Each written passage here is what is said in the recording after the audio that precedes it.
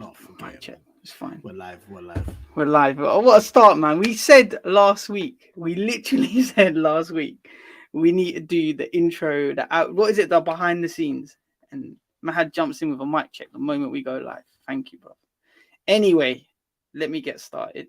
Welcome to a brand new episode of Pitstop Fracas. I am your host, Anik. Today, we're going to be going through the final three F1 teams, and what we think they're going to do for the upcoming season. We're going to be looking at Mercedes, we're going to be looking at Red Bull, we're going to be looking at Ferrari, and I'm joined by Mahad, Chris, and Martin. Mahad, let me come to you first. Mic check, you're right. You guys hear me? Hello, everybody. We can hear you clear. Yeah, I'm all good, man. This is the final preview podcast. The season's upon us soon, real soon. So, yeah, I'm excited to have a chat about the big boys today. Brother, I can't wait, man. I can't wait for a new season to start. I'm excited. Chris, how's it going? Well, it's all good here. Thank you. How are you, Anik? Thank you. Thanks for asking. Mahad forgot to ask me how I'm doing, but yeah, it's fine. I'm doing well, man.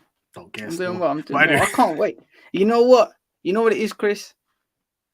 I'm going to win this year. I don't care. One of my two teams will win this year. That's how supremely confident I am and excited I am for this season. So, yeah, look, I'm here to talk about, I'm here to get your thoughts on it.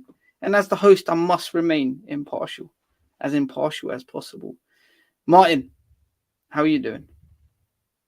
Yeah, I'm all right. Not too bad. Yeah. What, Arteta getting you upset, man. Yeah? Huh? What's it, like Arteta getting you upset? No, I'm good, man. I'm good. Just chilling in it, man.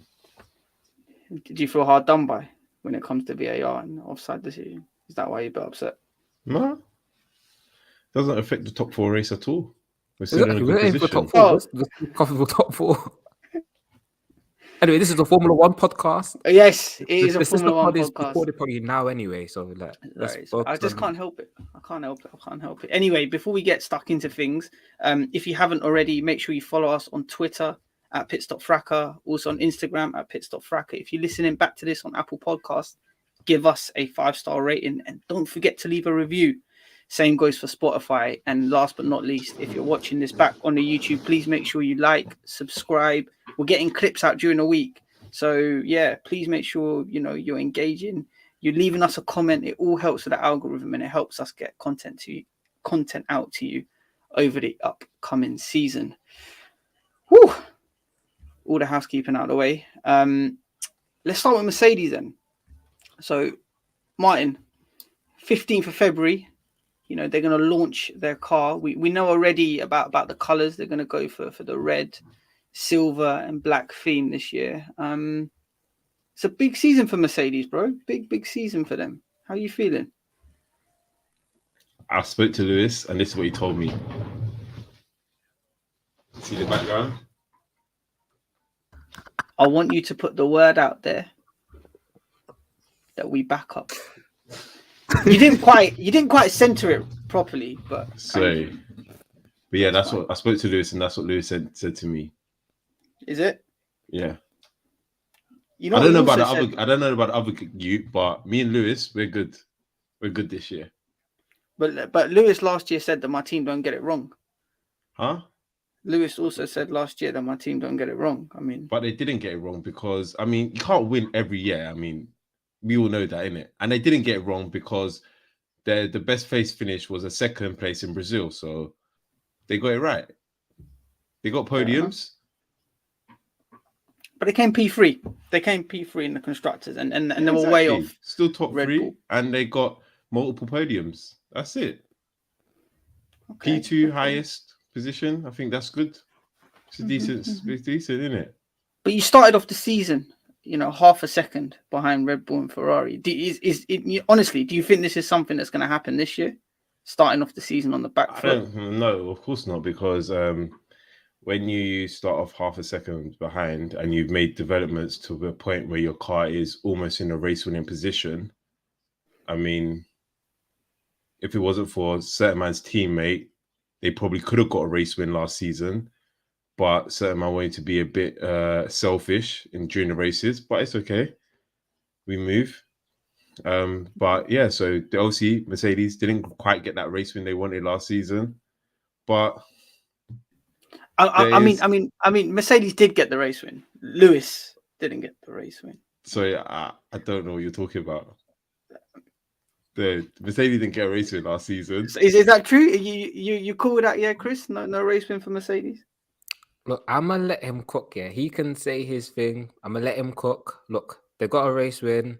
I know he doesn't acknowledge George. Listen, I'm not acknowledging nobody that isn't black. It's Black History Month in America, yeah, and I'm celebrating as well. So I'm not acknowledging whatever happened. I don't acknowledge Black History Months that only last 28 days, bruv. Give me 31. Hey, listen, I'm not being shortchanged of days for Black History Month. I celebrate it in May. Is it June in Canada or something like that? I celebrate in October in UK, and I celebrate in February in America. It's Black History Month all the way through. Oh yeah, we know it's Black History Month all the time, but you just I just don't like them man saying it for 28 days. But that's another issue. Like, as I said, Mercedes got to a point, where they got a race win, and the car was fast. The car was almost challenging in the latter stages of the season. So, of course, no one's really going to be able to make that many gains on the engine. I know Ferrari and Merck have been saying they've been allowed to get some things out of the engine, but in terms of being half a second off the pace, I don't see that. Not when you're finishing the season, maybe almost a tenth and a half off the pace. I think that's all they really got to do. I don't see. I mean, I know Newey probably will come up with some type of new concept that no one's ever thought of, and they'll probably put like maybe another 6 tenths on everybody. But as I said, if that happens, then we're deleting the whole season. Because what's the point? Mahad, let me come to you for a quick question then. So Mercedes did make gains as the season went on, but could there be the suggestion there that Red Bull probably just took their foot off the gas, no pun intended, and look forward to 2023, which probably allowed Mercedes to close the gap? I don't think there's take your foot off the gas with Red Bull. I think it's just full throttle all the time. So you could see how demanding they were even for wins later on in the season when it seemed like it was already wrapped up. So obviously their focus must have shifted over to 2023, especially when the ruling came out that they have reduced wind tunnel time, reduced CFD. With Mercedes, however, I think their whole situation of not really understanding their car at the beginning and having all those issues with the porpoising kind of left them on the back foot because they had to solve those issues before they could actually start thinking about going faster. They had to solve the fundamentals first. And the regulations hasn't changed drastically this year. It was all about building a stable platform to move over to next year. Obviously, Red Bull has that stable platform in their car. The fact that Mercedes got there in the end and have a kind of stable platform and they have a race-winning car, they've won a race, have more wind tunnel time than Red Bull and Ferrari, they can kind of build on that. Obviously, would they be faster than Red Bull initially? Who knows? But I think if they've resolved the issues of last year, it did look scary on the last race last year as well with Mercedes because they looked really good at Interlagos and then they kind of took a step back in AD. But if they can build on that platform and use that CFD and wind tunnel time wisely, use that to their advantage, they can have a car that can compete. So I wouldn't be too worried if I'm a Mercedes fan. Fair enough. They also made one big announcement during the off season. Mick Schumacher. How much of him are we going to see in that Mercedes, Chris? So for context, he was announced as their reserve driver. So yeah, Chris, explain to us what you can add to Mercedes over the course of the season. Are we going to see much of him in the Mercedes? You're going to see him wearing the T-shirts, hanging around. His work is just going to be done in the background, doing all the simulator stuff. Like, if the car is cooking and Lewis doesn't have to be in the simulator, Mick will be in the simulator. So it would be like, you know how last year Lewis sent George to the simulator every weekend. Like he wasn't allowed to go hang out with his friends. It was you're going into the simulator to do whatever. That's Mick's job this season. He's basically going to drive the simulator and learn from the rest. So that's his job this season. Simulator work and learn from the other two and take any information from the other two. So we're just going to see him around. His face will be around in the paddock, you know. When you're looking for a race drive, you want to be in the paddock. Makes me sick. You hate his dad. You don't hate him. You hate his dad. You're spewing false narrative because you're talking about Lewis was in the simulator like every week, bro. They even said it. The amount of times you're saying, what was George doing? George wasn't doing nothing, bro. George was out here taking pictures like he's one influencer. No. Remember when George took a picture and said, "What are you doing out of the simulator, bro?" They were both in there working. But is he man doing photo ops in a simulator? He's an influencer. He's an influencer, bro. Lewis did the carry part-time job. driver. Yeah? Lewis did the carry job. I'm not disputing that. But saying that man was just... Listen, my guy built that car, yeah, with his bare hands. I just want everyone to know that. He built that car with his bare hands. Don't say that, because the car's shit. Don't say that. The car that finished the season, innit? Not the car that started the season. He had to do... Who's that guy they just fired the other day? James Bowles. James ABC. Did they fire him? Of course they fired him, bruv. He's scrapping his job. He got a team principal job. That's not fired. Bruv, they fired him. Well, he's using Mercedes as a stepping stone. Sorry, who sends someone away, yeah, and does not put them on garden and leave? I don't care if you're going to Williams, yeah. You still, if you're coming from a top team, everyone puts their top teams, their top guys on garden and leave. So you at least give them like that space where you're like, all right, cool. I mean, Seidel's a bit different because he's obviously gone into the CEO position. But this guy is literally your main guy is meant to design your car and you're shipping him over to Williams and you don't even care what he's going to do because you know he's useless. And it's not just, as you said, it might be just going to Williams, but he's still a useless guy. That team's going to be more useless than it was at the start of the season. But Martin, they might as well have no team principle. I'll be real with you. Okay, but Martin, you said put the word out there that we back up. So yeah, exactly. That's what Lewis told me. Okay, he told you that. He told you. Okay, so let's say if the second or third race you start seeing sensors on the car, the same way Lewis was carrying a sensor in Australia, how are you gonna feel? I wouldn't be watching by then because I wouldn't know. That's it. Season done. Yeah. I told you, man. If Max was the first two races, I'm done. I'm not watching it. God forbid he would. I'm not flying to Bahrain yet to watch Max Verstappen win a race. I can't do it. No. I need a miss. To be fair, Martz, I think you need to agree with me. This we need a George win because the first person who wins a race always loses the championship. No. Won the championship. No, it was like Chris is trying to use F1 heritage against his own driver. I said no, not in Black History Month. No. It'll be March. It'll be Black History Month in Korea in March. So no. Yeah, I was just gonna say that. There's no black people in Korea. Exactly, but they still respect the culture, so they have Black History Month there. I'm sure it'll be Black History. Actually, we're not going into this, yeah, because that's how I get cancelled. Yeah, just move on. We're on YouTube, like edit it out. We might see the first incidents of somebody crashing a simulator. Really? Involved. That's what they better get insurance on that motherfucker. They need insurance, man.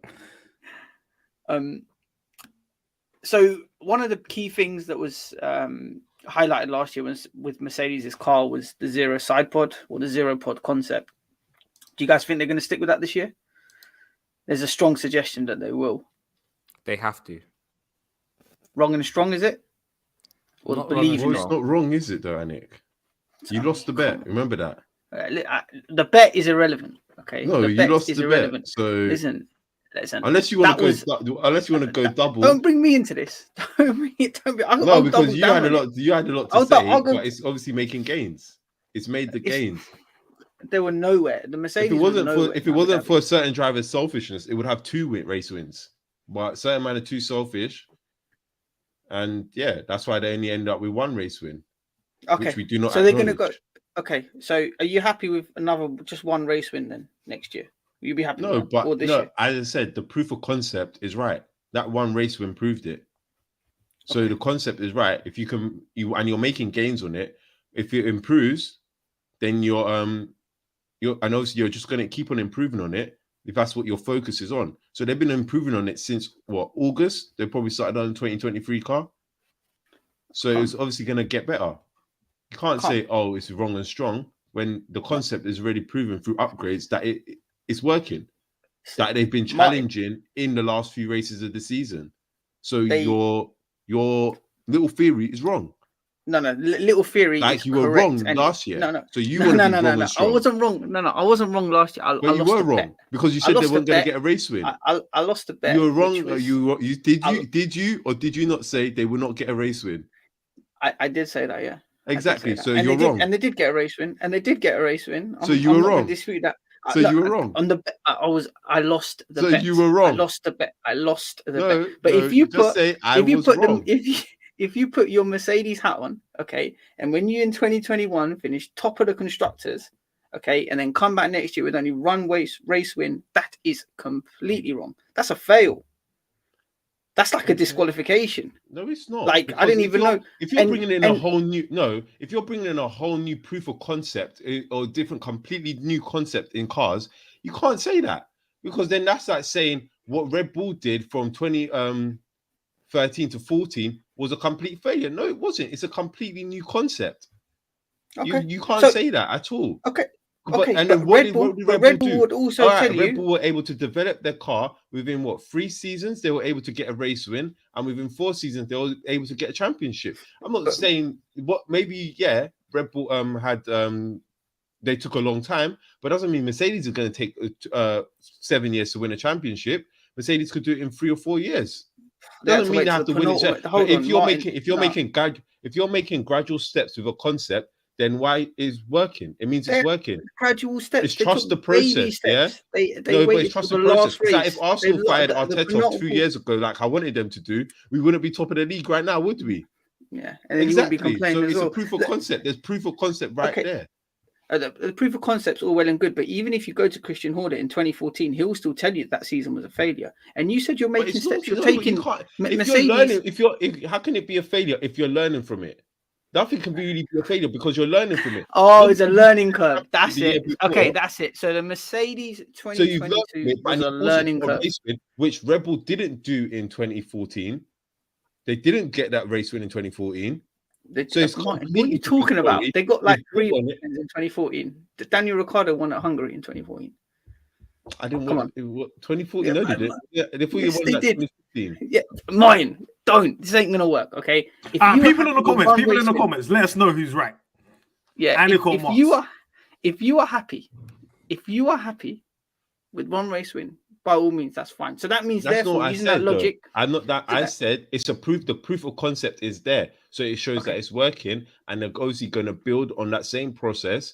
That will end up getting more race wins. If they don't win a constructors this year, they might still be able to fight for a drivers' championship. Maybe it might not happen this year, but next year it's more likely to be a possibility that they'll be in a much stronger position because they'll be following the same process. The car is making gains, and it's made considerable amount of gains. It's made about 3.5 Sorry, not 3.5 seconds, but 3.5 tenths. 3.5 seconds. Sorry, it's made about 3.5 tenths within a season. That is actually unheard of in a lot of you know seasons. What? You know what we said off air? We said off air is Martin's mic working? I mean, it's definitely working now. Martin, your mic is definitely working, bro. I mean, I don't know how you can jazz up one race win at the end of the season into a progress and improvement. So you tell me now, it's all a process. What's a good season? What okay, so what is good process? All right, where do you anticipate Mercedes to finish at the end of the 2023 season? Constructors, yeah, not drivers, constructors. I think push for second. I think second. That's good progress. That's showing progress. If you finish third the year before, you finish second here, and you get what 4 or 5 race wins. I think that's progress. Ferrari thought last season was a success, didn't they? They got 4 wins. They got 4 times as many wins as Mercedes, to be fair. So yeah. Anyway, Well, that's fine. Mahad. But again, as everyone said, they were meant to come in as what? Wasn't they meant to come in as title contenders? Everyone was calling them title contenders. No, we all saw it as a failure. But in Ferrari's eyes, they saw it as progress, and they're going to keep on building on that progress. And the same way, you will apply that same principle to Mercedes. Well, Mercedes went from first to third. Ferrari went from third to second. So we'll keep using that, Martin. Hopefully, you guys can finish second, and we'll see what happens. Mahad, where do you see Mercedes ending up this year? You know what? I'm gonna be horrible to the streets. I'm not telling you. I'm not telling you what my answers are right now. Oh yeah, I've still got 1 week of deliberation, and we've got a predictions pod coming up. Personally, I think you got stock in Mercedes this year.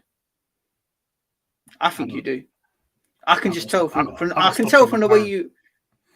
And I can tell from the way you speak in the group chat and the fact that you're like kind of sitting on the fence. You actually might have stock in this team.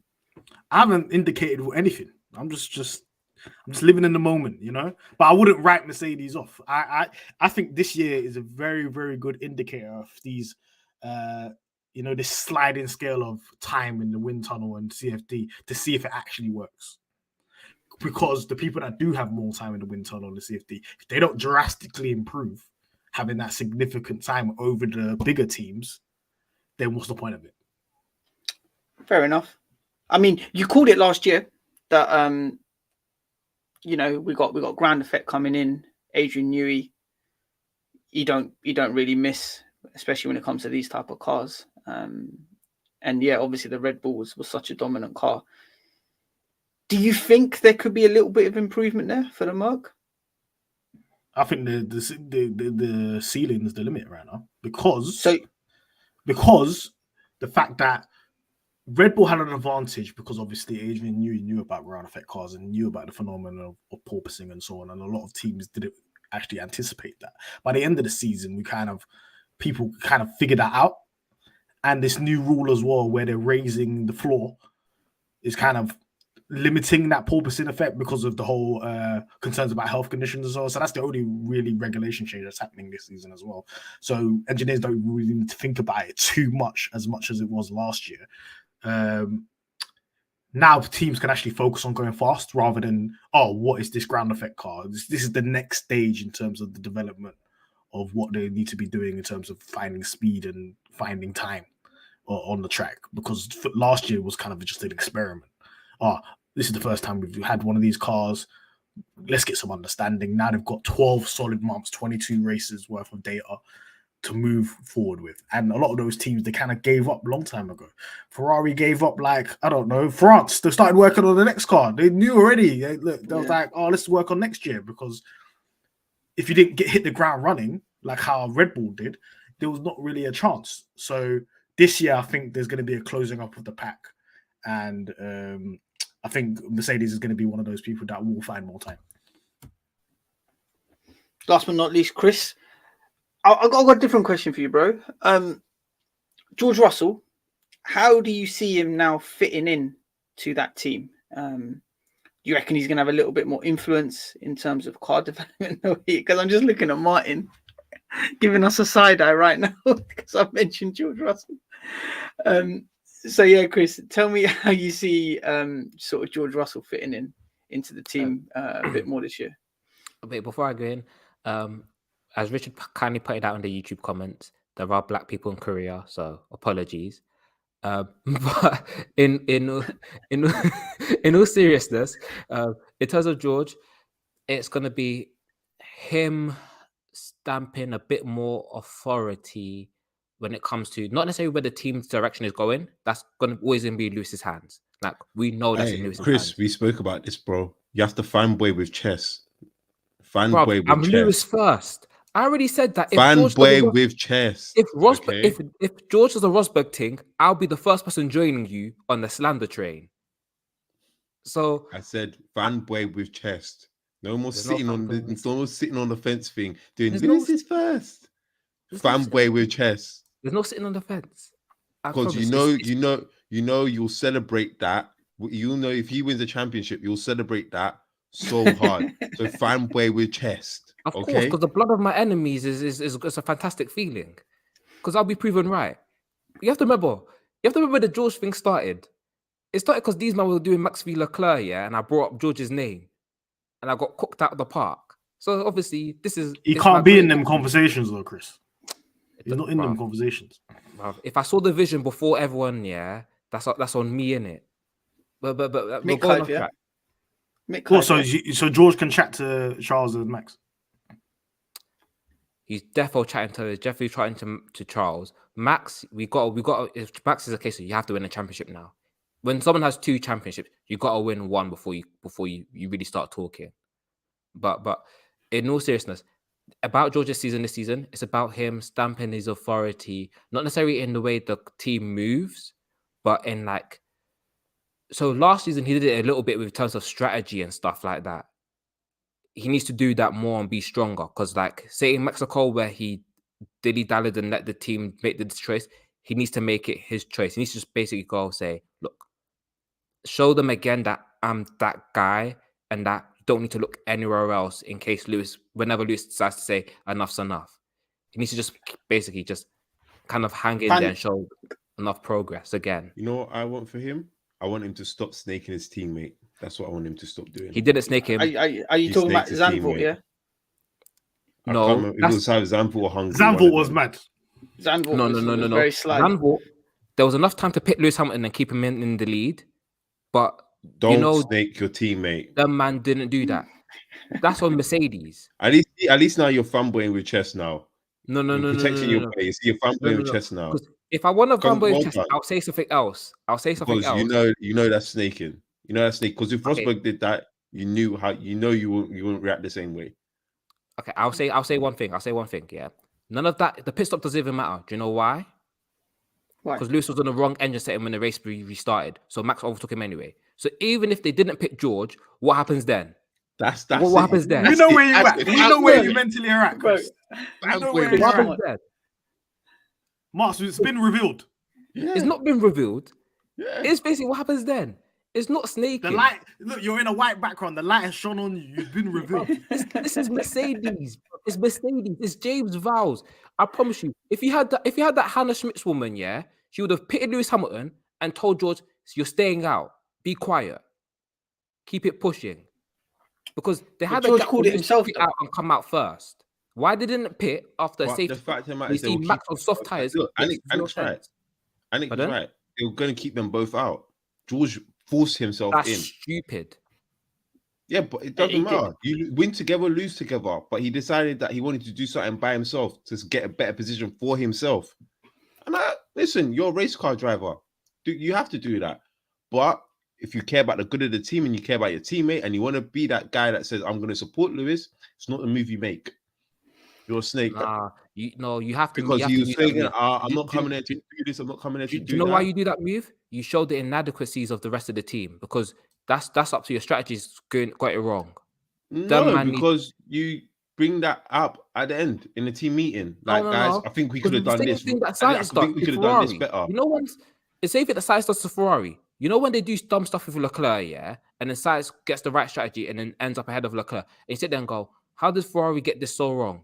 That's what we need to be asking of Mercedes. Why did you get this one so wrong? The fact that we don't ask that question of Mercedes is one of the biggest failings of us as people. I think people ask that question of Mercedes. Don't worry, we'll be asking them questions, Chris. I'll be asking them questions. Don't worry about that. I'll be keeping a firm eye, and actually 2 eyes on Mercedes this year. One team that I do want to talk about though, guys, is Ferrari. So they got a really good start last year, 2 out of 3.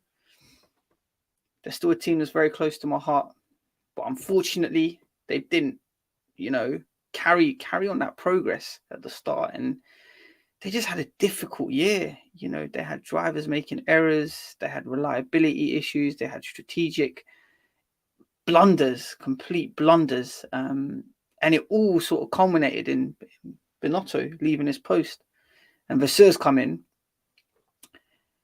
Mahad, let me come to you. Is there a lot to do with the new SF23 this year to really cement itself as a genuine title challenger? I think they had a good car, fresh at the jump, like you just said. They were title challenging. Obviously, they didn't win a race since all the way June, July. So July 10th. 10th. Yeah, why do you know the exact date? Because it was a day after my engagement. But yeah, I remember it. I remember the date. Yeah. So I think they've had that solid platform. They kind of know how to make a fast car in these regulations. There were certain points where they were really, dominant. You could see like Australia, like they really had Red Bull on the back foot, and it was really certain situations where it wasn't operationally good rather than the car not being good. And then when the car was, when they were operationally okay, the car would blow up. So I think having that extra wind tunnel time, working from France to actually fix that, and Bonotto trying to deal with that reliability. I don't think they've got much to do in terms of the car itself, rather in terms of raw speed. I think they need to deal with the reliability issue. If they can deal with the reliability issue, they can move forward quite quickly, because I'm not going to lie to you, we're in a kind of sport, yeah. If you got a rocket ship, no one's catching you. It don't matter if you're not operationally good. Because if you're so fast, it don't matter if you got clowns on the pit wall, because you're bloody 30 seconds up the road. So they should really focus on making that car like kind of bulletproof to any kind of errors they can make. Obviously, they've got Vasseur in now. Vasseur's actually a team principal. He's not like Bonotto. Bonotto was just like a technical leader that was in a team principal role. He didn't really know how to manage pit crews and strategy and so on. Is Vasseur good at that? I don't particularly think so, but I think he would be better than that than Bonotto. So if they can come out the blocks with a rocket ship and they're just semi-okay on strategy and pit stops and so on, I think they'll do okay. Mahad, can I just ask you a question? Are you sure about that? Because we just saw Alpha last year. Huh? Alpha, I've just said, who's better, Bonotto or Vasseur? That's the question to you right now. Who's better at dealing with the team principal role? It's got to be Vasseur. It has to be Vasseur. As a Are principal, you sure? yeah. Do you see the amount of stuff that was happening to Jean Bottas last year? That's because of Ferrari engine. It wasn't just I don't that. think it's as apparent as, let's say, an AlphaTauri kind of. They were doing some dumb things with strategy as well. I think Alpha was terrible with strategy. Much worse on strategy. What? I think AlphaTauri and Haas were doing much worse on strategy. I'll tell you that right now. Exactly, and who was team principal? I'm saying the other teams. You have to understand, like, you're comparing what Bonotto was doing, which is bloody liable. Like, this will get you sacked, and it did get him sacked, kind of stuff. Compared to Vasseur, there's levels to these type of mistakes. Do you understand what I'm saying? Same mistakes, bruv. I remember Alfa Romeo literally not having air in one of the tires, bruv. Yeah, they didn't have air in the tire. Bruv. It's like Ferrari Senior, Ferrari Junior. The guys that work on the pit crew in Alfa Romeo get promoted to Ferrari. No. The thing is, you have to be fair about Ferrari. See Ferrari pit stops, yeah? They were banging until they're not. So they have very good pit stops. But when it goes wrong, it's very scary because it's very chaotic energy. Yeah, it's either 2 seconds or 7. Yeah, they were third best on average. Out of all the teams, they were third best, but they just had chaotic ones, which were just like, especially with, when like other teams have slow pit stops, it doesn't seem that's chaotic. Whereas Ferrari, arms are everywhere. People are like, what's going on? What's going on? Whereas other teams, they seem to like be a bit more calmer. So, you know what? I'll tell you this now, yeah, because they have the wind tunnel time, they have the CFD time. If they were doing what they were doing in 2021 in terms of building a good car for 2022, and they're building on that, they'll move forward. They have to move forward. There's no way they don't move forward. They did something that a lot of teams didn't do last year. They had a fast car. So what are you expecting then to see, Mahad? Are you expecting to see better strategy? Are you expecting to see a more reliable car? Are you expecting to see a fast? I expect to see a faster car. I don't expect to see better reliability. I expect to see better reliability in a faster car. The other two, in terms of pit stops and strategy, That's up in That's the going to air. always be there. That's in the always gonna DNA. be Yeah? there, but I reckon they still get race wins. They get plural Okay, race so- wins. Okay, so they've come out with their standard yearly statement to say, oh, yeah, we've been working on our engine. It's given us an extra 30 brake horsepower. That's going to result in 0.1 of a second quicker over a lap. Is that complete bullshit, Chris? There's been another statement saying that the estimated horsepower increase was fabricated, so no one actually knows.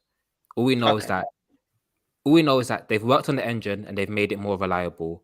They don't know the actual horsepower increase. It's been rumored to be 30 brake horsepower, but no one really knows. And on the other aspects of the car, I know that they worked a lot on tire wear through the rear suspension and bodywork. So if you look at the Haas at the back, it looks very different. So the Ferrari will look quite different at the back as well.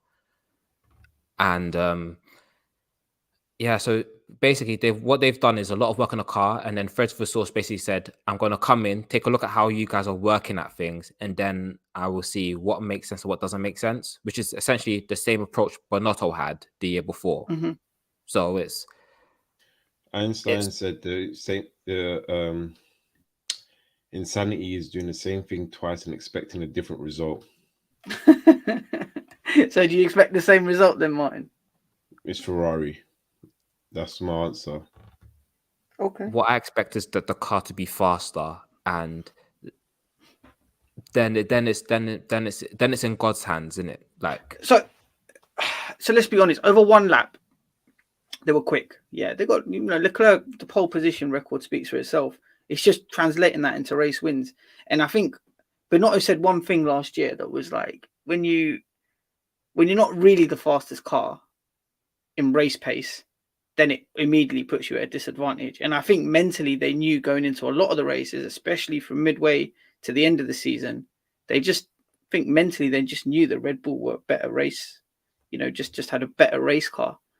And I think one of the key areas that you already touched on, Chris, that they have to work on is the tyre wear.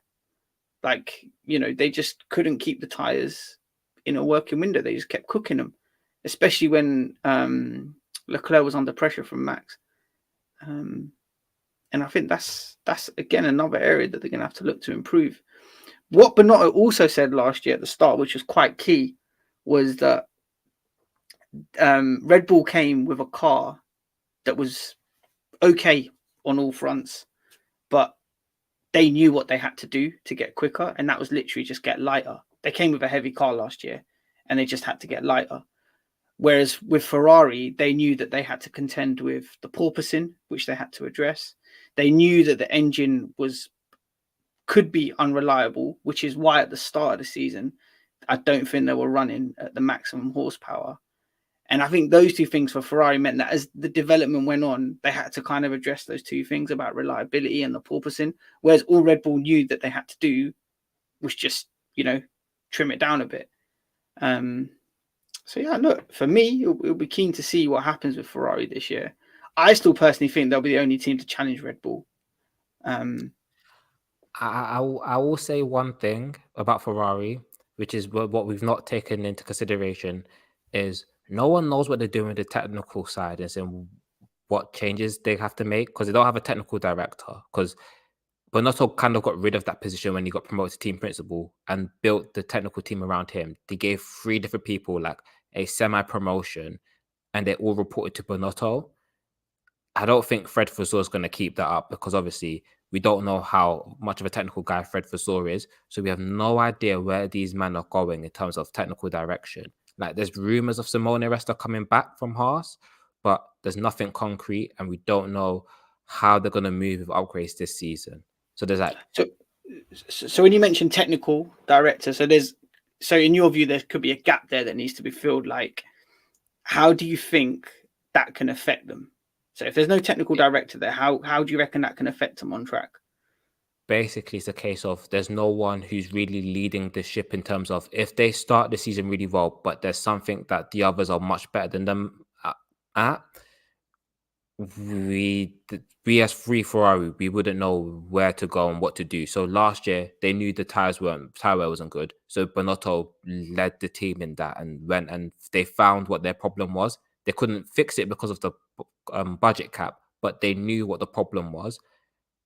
I don't know if there's someone who's going to take charge of that whole situation for in terms of upgrades and what they're doing with these kind of things, because there's no one there as like the main guy. There's like 3 different people who will report to the team principal, but we don't know what thread's on in that regard. That's a good point then. So we're trying to say that if Ferrari do find it, sorry. So Fred's an engineer, so he might keep it. He might. Yeah. But I think it's a good point though that you're making, Chris, because if Ferrari do find out that they have some sort of weakness, or they find an area of the car that they want to develop or improve, they may not be in a position to do that, which literally could put them back in the same position as last year. Martin, you got any final thoughts on Ferrari before we move to Red Bull, which I'm sure you don't want to speak too much on? No, it's Ferrari. No? It's Ferrari. Sometimes good, sometimes shit. Actually, I got one last thing on Ferrari is that this season, Carlos, the lights are on you. Like, you can't have a season of you like making mistakes, having a sloppy start to the season. It's you have to show that, not that you're the guy, but like, you know, this is your last chance. Like, there's nowhere else for you after this. So you kind of need to show. You have to show something. You have to make people take notice of you. Like last year, your start was spooky. So go for it, Mahad. Yeah, I think Chris touched on it a little bit with the kind of technical direction they're going on and who's going to be the leader there. Because one key advantage that they would have over Red Bull is that they can upgrade throughout the season, and they'll have more time to do that. In terms of wind tunnel time and so on. And Red Bull renowned for getting better over the season and using those upgrades and like non-stop bringing upgrades. So Ferrari have to be good at that to take the fight to him. So if they don't have that technical leadership or they don't get these upgrades right, we've seen it in the past where they brought upgrades and it makes the car worse. 2017, I remember. So it cannot be that type of situation. Every single upgrade has to bang, because it could be a situation where Red Bull's really good car at the beginning and Ferraris are up and about there, but Ferrari can quickly gain an advantage and go past them if they're really good with these upgrades, because Red Bull will be hampered. It's not a situation about the budget cap anymore where they can just simply say, oh yeah, we just bought better sandwiches and that. It's not that anymore. It's literally they don't have the time in the wind tunnel or CFD to actually put those upgrades through. Yeah, good point. I think even if we do come back to last year and Ferrari did get those wins at the start of the year, like if they had a race win at Saudi, if they had a race win at Monaco, at Imola, a race win at Miami, a race win at Monaco, it could have just made this season a little bit more interesting, but they just didn't have that bit between their teeth. Leclerc, for whatever reason, couldn't get those race wins, which meant that, when Red Bull are not the strongest team on the grid and they're still getting wins, it's just going to be a problem, because over the season they're going to develop, they're going to get quicker. And as you said, Mahad, that's exactly what they do. Anyway, enough about Ferrari. Let's talk about Red Bull, my new team. Over the off season, they announced a partnership with Ford. In what's going to be a new era come 2026. But if we were to look back on 2022, what dominant season it was for them. They just literally crushed the opposition, especially when it came to races. I think Max ended up with like 15 wins. And yeah, I suppose in the middle of that, they got hit with a fine. They got hit with a breach when it came to the cost cap, which has compromised their wind tunnel time. I think it's reduced it by 10%, which means that the ability for them to sort of develop throughout the season, is not going to be there. So do you think that's going to affect them, Mahad? I would think so. I think it wouldn't affect them at the beginning, because obviously they built that car before even the ruling came out.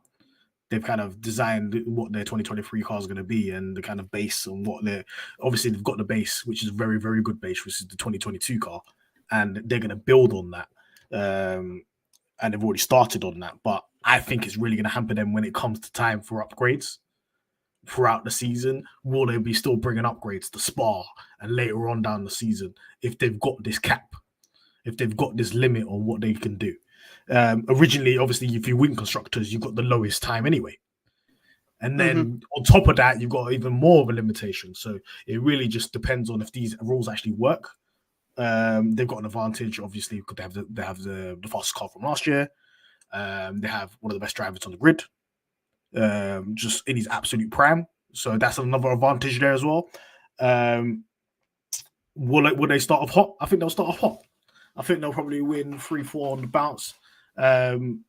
In terms of later on down the season, we'll see what happens in terms of will these rules finish them or will it be okay? Because we've seen Red Bull really be dependent and they're quite relentless with it as well. Just like upgrade.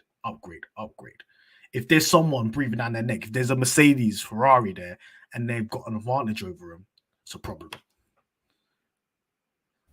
Do you think that now...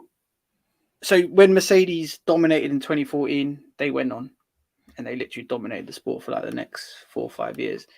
Can you kind of see that trend forming at Red Bull, or do you think that's not going to happen this year? I think this year is going to be different. I think this year is going to be because these rules are in place where I feel like in the past when we've seen places be dominated, absolutely dominated eras by one single team. It's because there was no limitation on what they could throw money at. If you're just focusing on how to go faster and faster and faster, and you've got unlimited funds to just throw money at that, we've seen it with like Ferrari, we've seen it with Mercedes. Like if you hit it on, you can dominate for a long period of time until these said rules change. I don't think it's like that in this period. Like later on in a couple of years, maybe like 2024, 2025, 2026, we'll start to see the teams that have had that advantage and have money close that gap or even exceed. And those the limitations that they've had previously, the non-limitations that they had previously, which made them kind of like spend their way out of issues. You can't do that anymore. Mercedes can't spend their way out of problems. Red Bull can't spend their way out of problems. It's really about, okay, who takes advantage and who's more agile as a team to take get the most out of the situations. And I think we're not going to see periods of domination of, Red Bull's going to win like 5 on a trot, 6 on a trot, or Mercedes win 5 on a trot, 6 on a trot. That's the whole purpose of these rules. Maybe I got too much faith in the rules, but the whole purpose of it is not to allow domination anymore. And for it to be closer racing and then for it to be a switch up. F1 in their eyes, they would love a different team to win every year. I think the ironic thing is too that they ended up winning 15. It was 15 races they ended up winning, maximum 15. I don't know. They ended up dominating last year.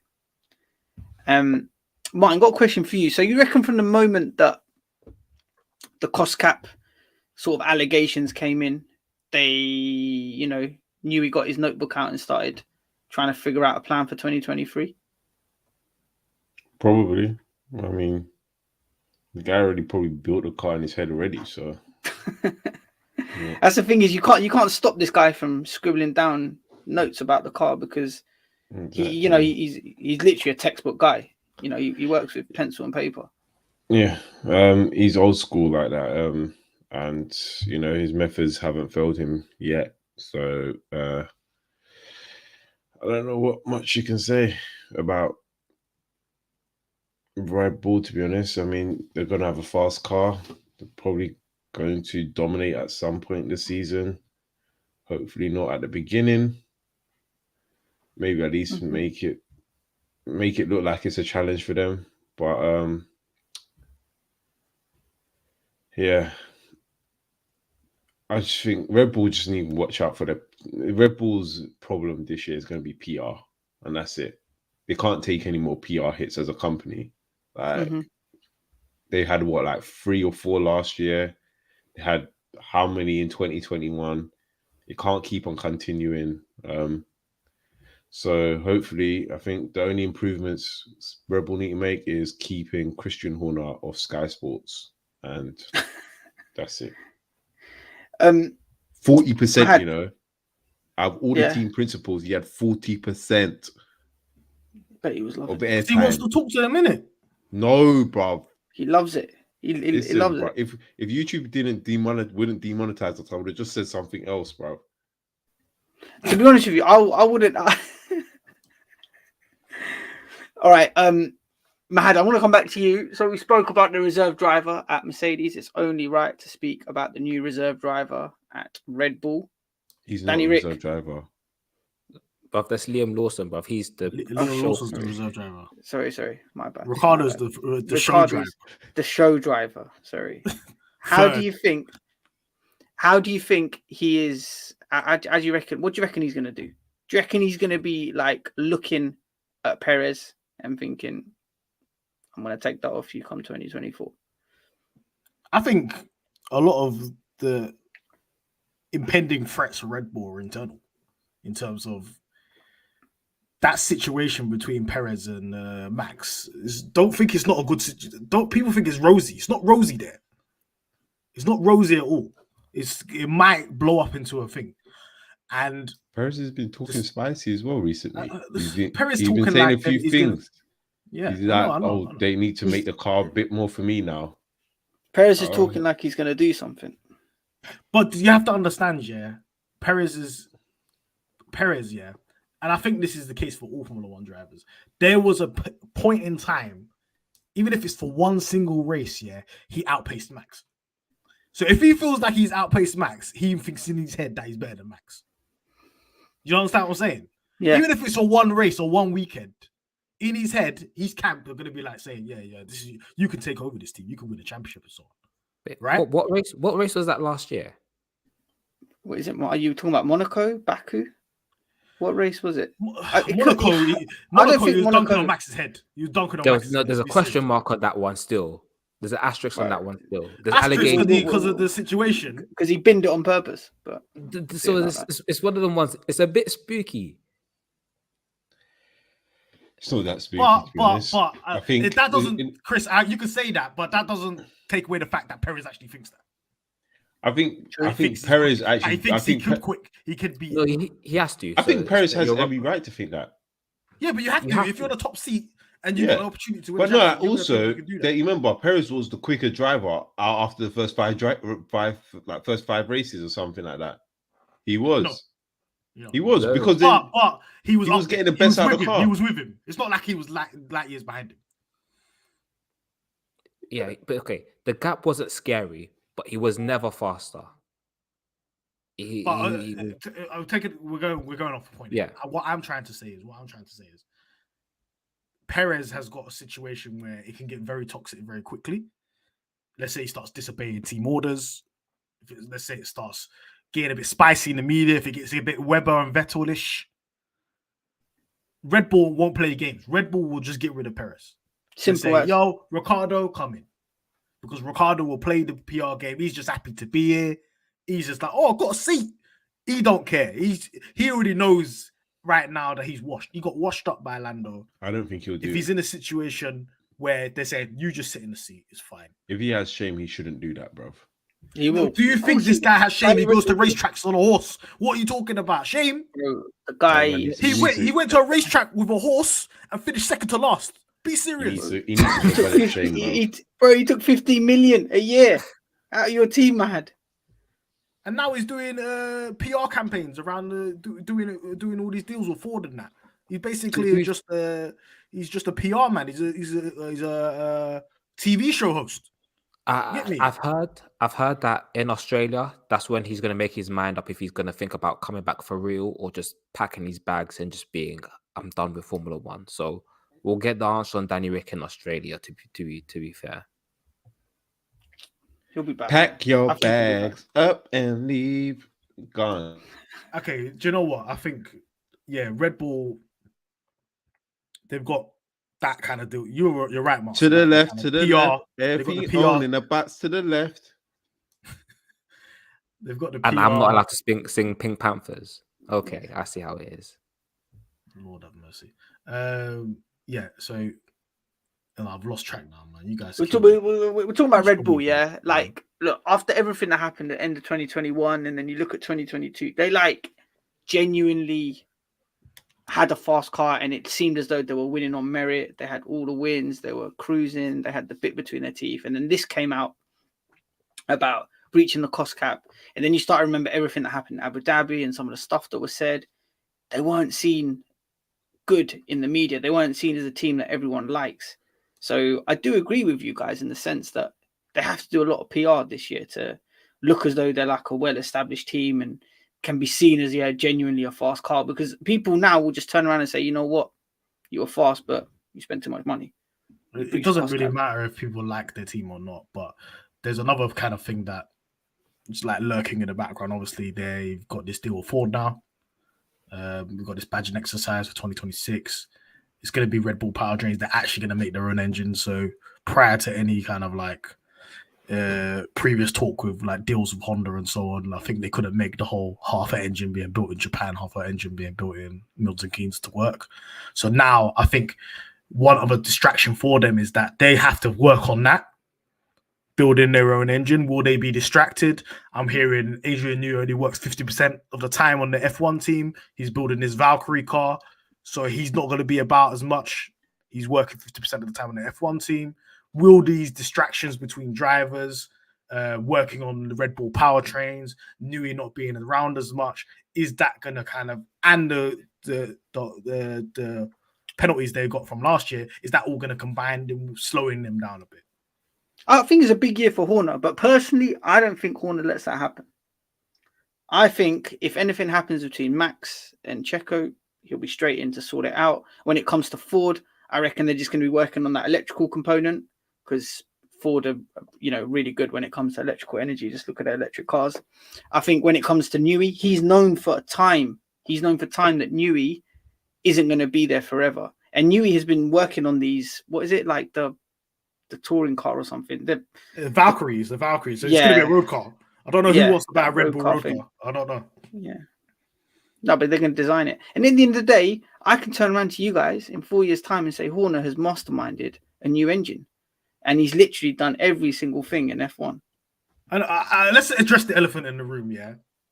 First of all, what team are you supporting now? You support Red Bull, right? This year, I might support Red Bull. No, you said no. Let's not. Nah, I'm joking. Okay, he's Red Bull. Because you're saying you're Ferrari and Red Bull. Which one is it? Can I not be both? No. He's Red Bull, but if Charles wins races, he's gonna like pick. He's a bit like me. It's not that. I need you to pick one now. This is the start of the season. Pick one now. No, I can't pick one right now, because listen, there's something known as the Anik curse. Okay, if I go and pick a team that I want to win, they will not win. The curse is real, bro. So the curse is real. So Red Bull then. I might just support Mercedes, you know that. I might just think, if you don't like Mercedes, got some you support Mercedes, right? You get me?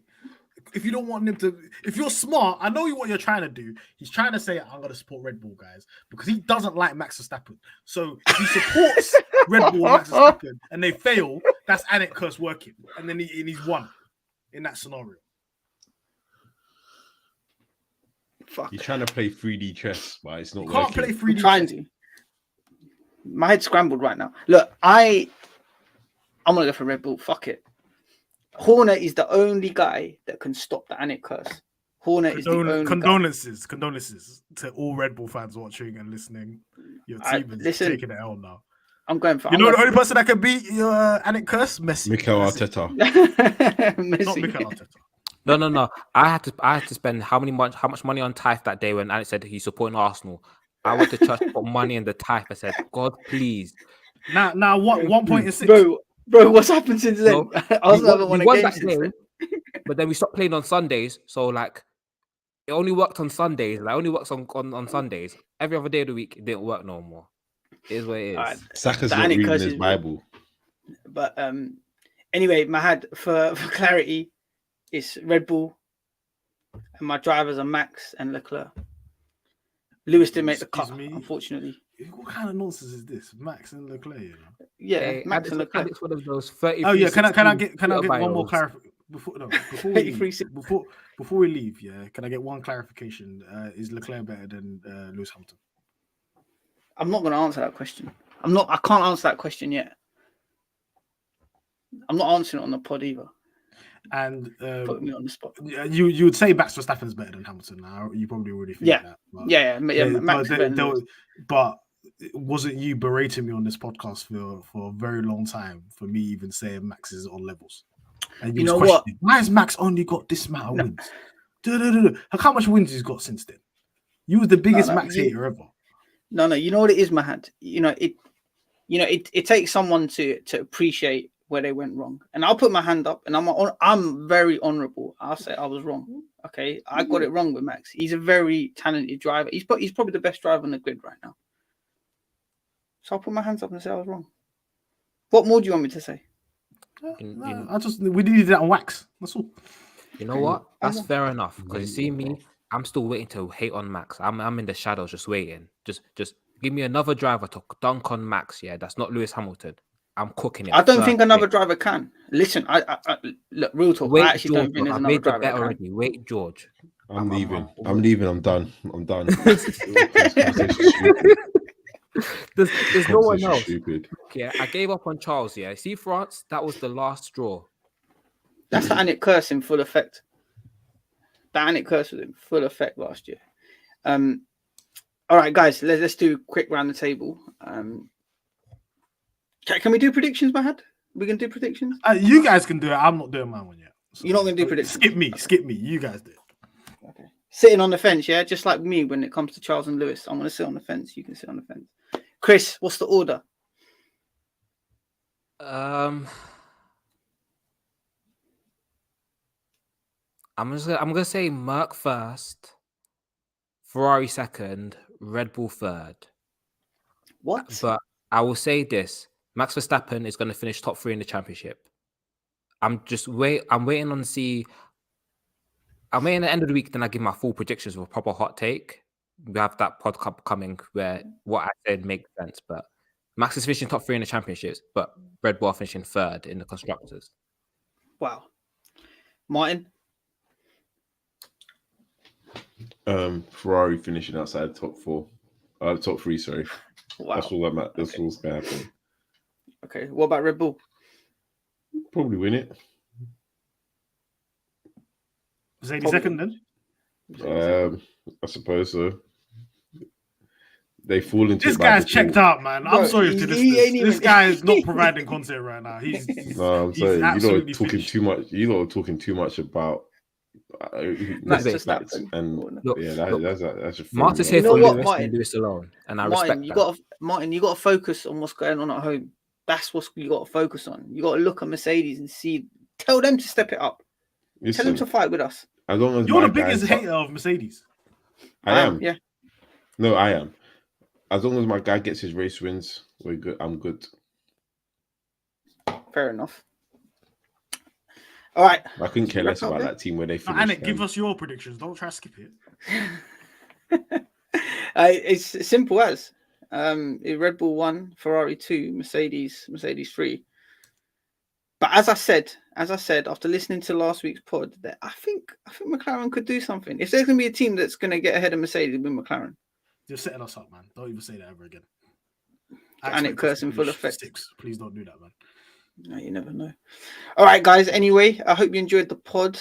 Remember to like, comment, subscribe. Again, follow us on Twitter at Pitstop Fracas, as well as Instagram at Pitstop Fracas. Until next time, peace.